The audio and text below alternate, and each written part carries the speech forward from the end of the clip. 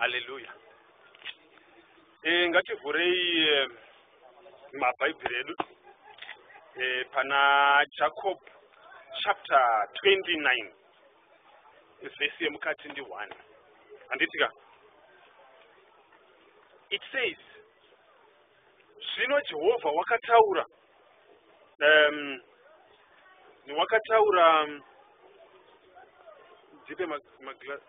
zvino Jehovha wakataura na ukambotaura nani kwapo by that time pambana nani boss iri raka scratch ambichana amuna rimwe bible ndipe bible wana sangano wakataura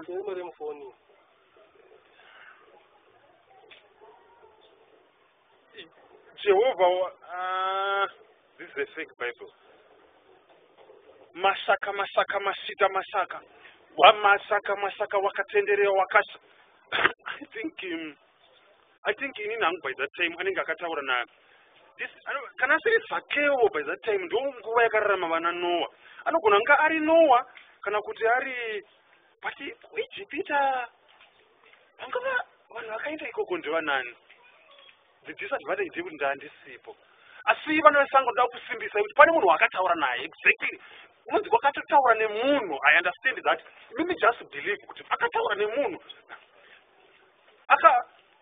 akataura nemunhu by that time inini ndinoda kuti hallelujah ndinoda kuti hallelujah simbisei kuti akataura nemunhu kuIjipita ikoko there is someone akatumirwa ikoko only my bible kungoti rakascratcha the page yachona isiyatsoonekera but I believe hallelujah in the name of Jesus. Sumukai tirove maoko tese ngati sumukai tese tirove maoko.